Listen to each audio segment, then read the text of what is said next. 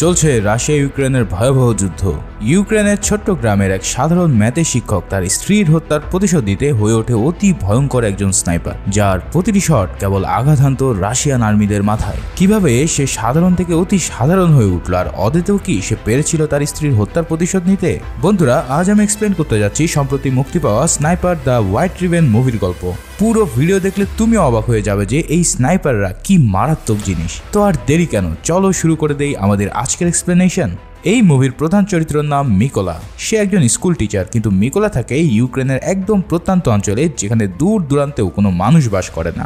এই নির্জন পরিবেশে তার একমাত্র সঙ্গী তার স্ত্রী নাস্তিয়া। তারা তাদের জীবনযাপন খুব সুখে শান্তিতে পার করছিল। নাস্তিয়া খুব ভালো ড্রয়িং করতে পারতো, আর সেই সাথে কাঠ দিয়ে নানা রকম সুন্দর জিনিস বানাতে পারত। তাদের বাড়িতে কোনো টিভি, ইন্টারনেট, এমনকি মোবাইল ফোনও ছিল না, তাই বর্তমান পৃথিবীতে কি চলছে সেটা তারা জানতো না। মিকোলার বাড়ি থেকে বেশ দূরে ছিল তার স্কুল, সেখানে প্রতিদিন যাওয়ার জন্য মিকোলা সাইকেল চালাতো। টিচার হিসেবে সে খুবই ব্রিলিয়ান্ট ছিল, বিশেষ করে ম্যাথমেটিক্সে তার জ্ঞান ছিল অসাধারণ।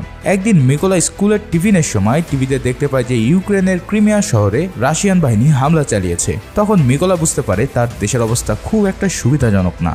এদিকে মিকোলা যে ক্লাসে পড়াতো সেখানে এক অতি বেয়াদব ছেলে ছিল, যে মিকোলাকে একদমই পছন্দ করতো না। সে প্রকাশ্যেই তাকে অপমান করে খুব মজা পেত, কিন্তু মিকোলা অনেক ঠান্ডা মেজাজে তাকে হ্যান্ডেল করার ট্রাই করতে থাকে।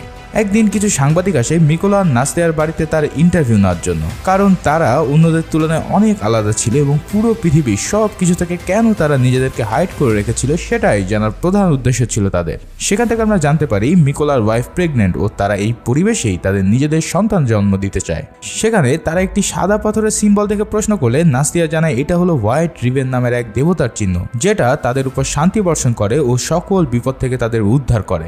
রাতে নাস্তিয়া কাঠ দিয়ে একটি দেবতার মূর্তি বানিয়ে মিকোলাকে দেয়, যাতে সেটা তাকে সব বিপদ থেকে উদ্ধার করতে পারে।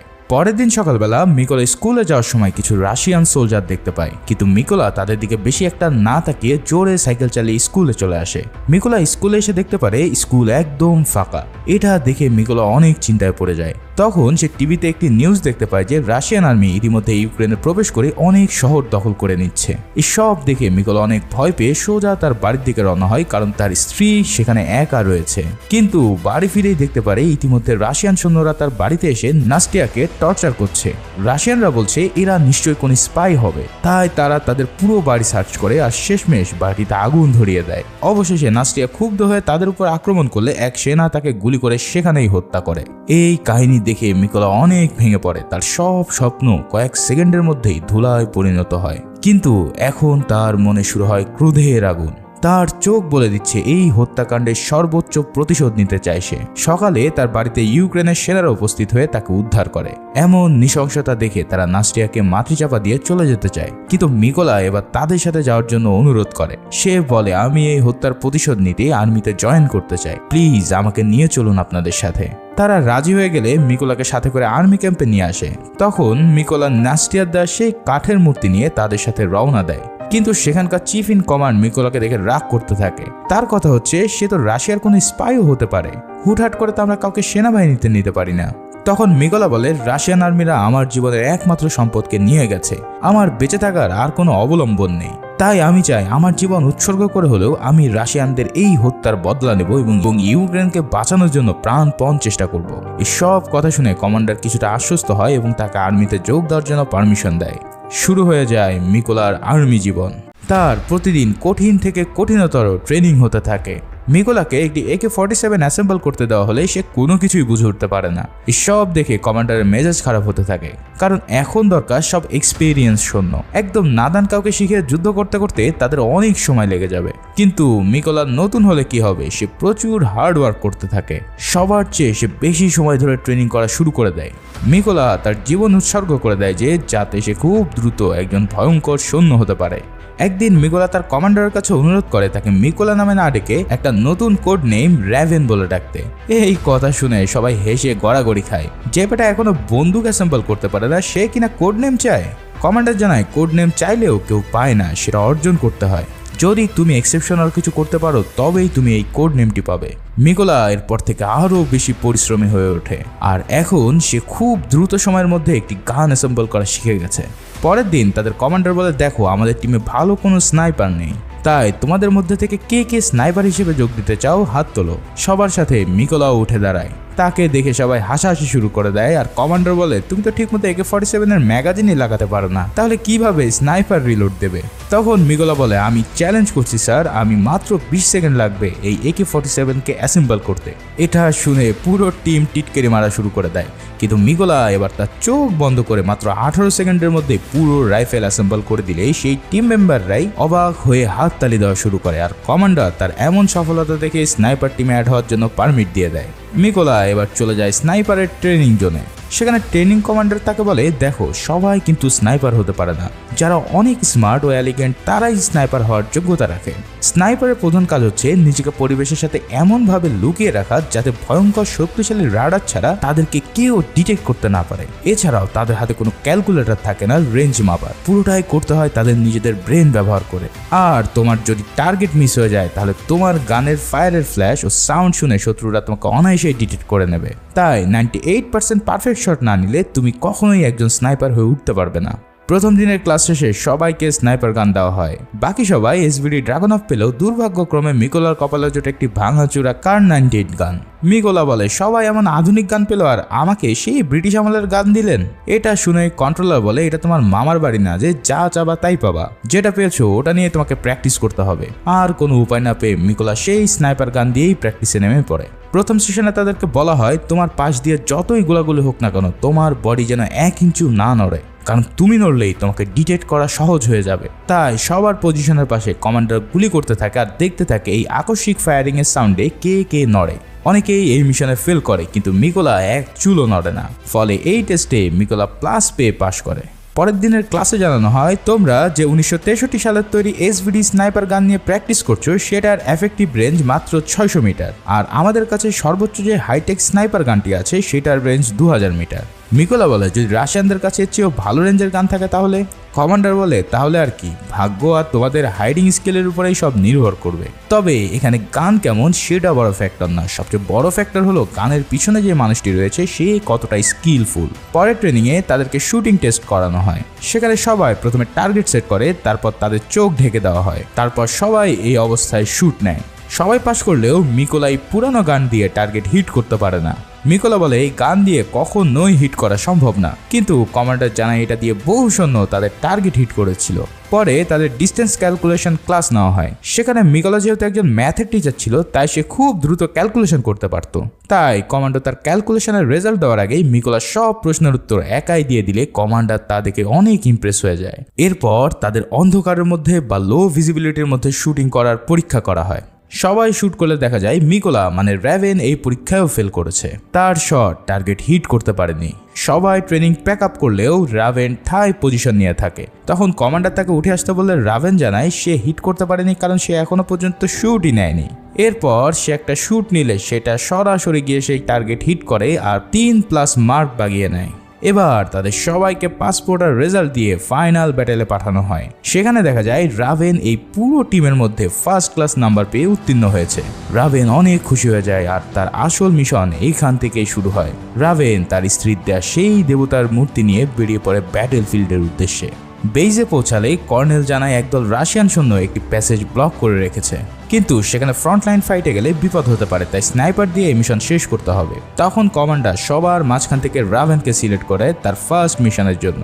রাভেন ও বাকিরা শুরু করে দেয় তাদের জীবনের প্রথম মিশন, যেখানে এবার তাকে হত্যা করতে হবে জ্যান্ত জীবিত মানুষদের। সবাই এগিয়ে চলে মরে যাওয়া ভুট্টা ক্ষেতের মধ্য দিয়ে। স্নাইপার নিয়ে পজিশন নেয় রাভেন এবং কমান্ডো। বাকিরা সাইডে গিয়ে তাদের অ্যাসাল্ট রাইফেল দিয়ে ওত পেতে থাকে কমান্ডারের সিগন্যালের জন্য। কমান্ডো রাভেনকে ডিস্টেন্স গেস করতে বললে সে মুহূর্তের মধ্যেই রাভেন তাদেরকে অ্যাকুরেট দূরত্ব বলে দেয় আর কমান্ডোর হেড বাই হেড টার্গেট নিতে বলে, যাতে সবগুলোকে এক শটেই মেরে ফেলা যায়। সবাই তাদের পজিশন সেট করে শুট করতেই যাবে, তখনই একটি গাড়ি আসতে দেখে সবাই হোল্ড করে যায়। এখানে দেখা যায় ওই গাড়িতে ইউক্রেনের 2 জন নাগরিক ছিল। তাদের দেখে রাশিয়ান আর্মি তাদের পাসপোর্ট নিয়ে নেয় আর মেয়েটির গায়ে হাত দেওয়া শুরু করে। তখনই কমান্ডার সবাইকে ফায়ারের নির্দেশ দেয় এবং মুহূর্তের মধ্যেই সবগুলো হেডশট নিয়ে সবাই সেখানে তাদেরকে হত্যা করে। কিন্তু এর মাঝে একজন রাশিয়ান আর্মি বেঁচে গেলে ওই মেয়েকে হোস্টেজ বানিয়ে ফেলে। তখন কমান্ডার তার স্নাইপার দিয়ে এক অসাধারণ হেডশট নিয়ে ওই বেঁচে থাকা রাশিয়ানকেও কিল করে মিশন সাকসেস করতে সক্ষম হয়। প্রথম মিশন সফলভাবে শেষ করে অনেক খুশি মনে রাভেন বেইজে ফিরে আসে, কিন্তু সেখানে এসে দেখতে পারি অন্যান্য সদস্যরা এখনো ফিরে আসেনি। পরে রাভেন জানতে পারে তারা সবাই অন্য একটি মিশনে গিয়েছে, আর এর মধ্যে তার এক বন্ধু মিশনেই মারা গিয়েছে। তাদের যে হত্যা করেছে তার নাম সেরি। সেরি হলো রাশিয়ার সবচেয়ে দুর্ধর্ষ এবং ভয়ঙ্কর একজন স্নাইপার, যে কিনা 5 কিলোমিটার দূর থেকেও টার্গেট নিতে সক্ষম। সেই সাথে সে এইসব অপারেশনের ভিডিও রেকর্ড করে তা ইন্টারনেটে ছড়িয়ে দেয়, যাতে পুরো ইউক্রেনের অন্যান্য আর্মিদের মনোবল ভেঙে দেওয়া যায়। কিছুদিন পর তাদের আবারও একটি নতুন মিশনে যাওয়ার জন্য অর্ডার আসে। রাভেন সহ বাকি টিমের মেম্বার সেই অপারেশন ফিল্ডে পৌঁছায় এই মিশনকে সাকসেস করার জন্য। প্রথমেই রাভেন তার বন্ধুদের নিয়ে পুরো অঞ্চলে বোমা সেট করে আর দূরে গিয়ে রাশিয়ান আর্মিদের জন্য অপেক্ষা করতে থাকে। কিছুক্ষণের মধ্যেই সেখানে রাশিয়ান আর্মিরা চলে আসে, আর সব থেকে অবাক করা বিষয় সে দেখতে পায় যে তার স্কুলে যেই ছাত্র তাকে সব সময় বুলিং করতো, সে এই রাশিয়ান আর্মিদের সাথে হাত মিলিয়ে তাদের টিমে জয়েন করেছে। এটা দেখে রাভেন বেশ ভড়কে যায়। হাজার হলেও সে একসময় তার স্টুডেন্ট ছিল। কমান্ডার তাকে শুট করার জন্য নির্দেশ দিলেও রাভেন একটু অপেক্ষা করে, কিন্তু দেশ ও প্রফেশনাল কথা চিন্তা করে রাভেন তার আবেগকে কন্ট্রোল করে নেয় আর শট নেয় ওই সেট করা বোমের উপরে। সাথে সাথে এক বড় বিস্ফোরণে পুরো টিমের সবাই সেখানে ধূলিসাৎ হয়ে যায়। পরে কমান্ডার তাকে বলে, তুমি শট নিতে এত দেরি করলে কেন? রাভেন জানায়, ওই সেনাদের মধ্যে আমার স্কুলের একজন ছাত্রও ছিল, তাই মন সায় দিচ্ছিল না তাকে হত্যা করার। কিন্তু আমার কাছে এখন দেশই বড়, শত্রু যেই হোক না কেন তাকে শেষ করাই আমার প্রধান উদ্দেশ্য। এরপর তারা একটা বেস ক্যাম্পে ফিরে আসে, আর সেখানে দেখা যায় যে কর্নেল এখন বেশিরভাগ সময় রাভেনের সাথে পার করছে, কারণ রাভেন ওরফে মিকোলার উপর তার এখন অগাধ বিশ্বাস এবং ভরসা। কর্নেল এবার রাভেনকে তার পরিবারের ছবি দেখায় আর বলে, আমার দুটো মেয়ে, কিন্তু তারা জানে না আমি আর্মির কর্নেল হিসেবে জব করছি। তারা জানে আমি হয়তো কোনো একটা বড় ব্যবসা করছি। তখন রাভেনও তার স্ত্রীর দেওয়া শেষ স্মৃতি তাকে দেখায় আর বুঝিয়ে দেয়, আমিও এখানে এসেছি আমার প্রতিশোধ নেওয়ার জন্য। এরপর দেখা যায় তারা আবারও এক নতুন মিশনের উদ্দেশ্যে রওনা দিয়েছে, কারণ তাদের কাছে লিড আছে, সেখানে সেই বড় স্নাইপার সেরি উপস্থিত থাকবে। তাই কর্নেল ও রাভেন বড় বড় ঘাসের মধ্যে লুকিয়ে তার জন্য অপেক্ষা করতে থাকে। কিন্তু তখনই রাভেন দেখতে পায় সেই আর্মি অফিসারকে, যে কিনা তার স্ত্রীকে হত্যা করেছিল। এটা দেখে তো তার মাথা পুরোই খারাপ হয়ে যায়। সে কর্নেলের কাছে শট নেওয়ার জন্য পারমিশন চায়, কিন্তু কর্নেল বলে, এখনই না, সবাইকে আরেকটু ডিস্ট্র্যাক্ট হতে দাও। কিন্তু রাভেন এই প্রতিশোধ নেওয়া কোনোভাবেই মিস করতে চাইছিল না। সে আবারও পারমিশন নেয় আর কর্নেল আবারও তাকে তা নাকচ করে দেয়। ঠিক সেই সময় আর ধৈর্য রাখতে না পেরে ওই সেনাকে টার্গেট করে রাভেন শুট নেয় আর তাকে হত্যা করে। কিন্তু এতে করে রাশিয়ান টিম বুঝে ফেলে এখানে স্নাইপার চলে এসেছে, আর সেই কুখ্যাত স্নাইপার সেরি তার স্কুপ দিয়ে তাদের লোকেশন বের করে ফেলে। ফলে কিছু বুঝে ওঠার আগেই সেরি এক শট নিয়ে কর্নেলের বুক এফোর করে দেয়। রাভেন কোনো রকম কর্নেলকে নিয়ে পালিয়ে যেতে সক্ষম হয়, কিন্তু বেইজে ফিরে এসে দেখে কর্নেল সেই গুলির আঘাতে সেখানেই মারা গিয়েছিল। এটা দেখে রাভেন পুরোই ভেঙে পড়ে। তার এই বোকামির কারণে আজ তার কাছের মানুষ জীবন দিয়ে দিল। সেই সাথে রাভেন শপথ নেয় যে এই সেরিকে সে যে করেই হোক খুঁজে বের করবে এবং তাকে হেডশট মেরে কর্নেলের হত্যার প্রতিশোধ নেবে। তাই সে এবার একাই বেরিয়ে পড়ে রাশিয়ানদেরকে শেষ করার জন্য। এক ঘন জঙ্গলের মধ্যে সে পুরোই গিরগিটিদের মতন মিশে গিয়ে অপেক্ষা করতে থাকে রাশিয়ান স্নাইপারদের জন্য। অনেক খোঁজাখুঁজি করে সে রাশিয়ানরা কোনো স্নাইপার দেখতে না পেরে যেই একটা স্নাইপার তার মাথা তোলে, সাথে সাথে রাভেন একটি হেডশট নিয়ে তাকে ডেড বানিয়ে দেয়। অন্য স্নাইপার সেটা টের পেলে খুঁজতে খুঁজতে রাভেনকে পেয়ে যায় আর শট নেয়, কিন্তু সেটা রাভেনের হাতে লেগে বের হয়ে গেলে রাভেন তার মারাত্মক শট নিয়ে এই স্নাইপারেরও হেড ফুটো করে দেয়। পরের সিনে দেখা যায় রাভেন এক গোপন আস্তানায় তার জখম সারিয়ে তুলছে আর যুদ্ধের পরিস্থিতি সম্পর্কে জানার চেষ্টা করছে। তখন ইউক্রেনের আর্মি হেড তাকে ফোন দিয়ে জানায়, আমরা সেই স্নাইপারকে খুঁজে পেয়েছি যে কিনা কর্নেলকে মেরেছিল। তুমি দ্রুত সবকিছু গুছিয়ে বেইজে চলে আসো। রাভেনও এক মুহূর্ত দেরি না করে বেইজে উপস্থিত হয় আর এই মিশনের জন্য পুরো রিসার্চ করতে থাকে। সেখানে থাকা কমান্ডার জানায়, এই সেরি যেন তেন কোনো স্নাইপার না, সে পুরো 5 কিলোমিটার দূর থেকে নিখুঁত টার্গেট নিতে পারে। সেই সাথে সে এমনভাবে নিজেকে লুকিয়ে রাখতে পারে যা খালি চোখে ধরা প্রায় অসম্ভব। আর সেই সাথে এইসব ভিডিও করে সে টুইটারে পোস্ট করে দেয়। আমরা তার এই পোস্ট করা লোকেশন ট্র্যাক করে বের করতে পেরেছি যে সে এখন কোথায় আছে। কিছু আর্মি বলে, তাহলে আমরা সেখানে মাইন পুঁতে রাখি, তাহলেই তো কিছু খতম হয়ে যাবে, তাই না? কিন্তু রাভেন বলে, যতক্ষণ আমরা মাইন পুঁতবো ততক্ষণ আমাদের সবাইকে এসে হেডশট মেরে উড়িয়ে দেবে। তাই কর্নেল বলে, আমরা 2 গ্রুপে ভাগ হয়ে সেখানে যাব। এক গ্রুপ সামনে থেকে স্নাইপারদেরকে বিজি রাখবে আর অন্য গ্রুপ পিছন থেকে অ্যাটাক করবে। ফলে যখন তারা ডিস্ট্র্যাক্ট হয়ে পড়বে তখন এই সুযোগে রাভেন ভিতরে প্রবেশ করে সেরিকে খতম করে দেবে। যেই প্ল্যান সেই কাজ। তারা এই মিশনে পরের দিন সকালেই নেমে পড়ে। তারা ছদ্মবেশ নিয়ে খুব শান্তপনে ক্রলিং করতে করতে সামনে আগাতে থাকে। এদিকে সেরিও তার পজিশন নিয়ে পেট্রোলিং করছে যে কোথাও কোনো স্নাইপার আছে কিনা তা বোঝার জন্য। রাশিয়ানদের এই বেজে আরো 5 জন স্নাইপার ছিল, তারাও কেউ চেক করে কোনো কিছু দেখতে পায় না।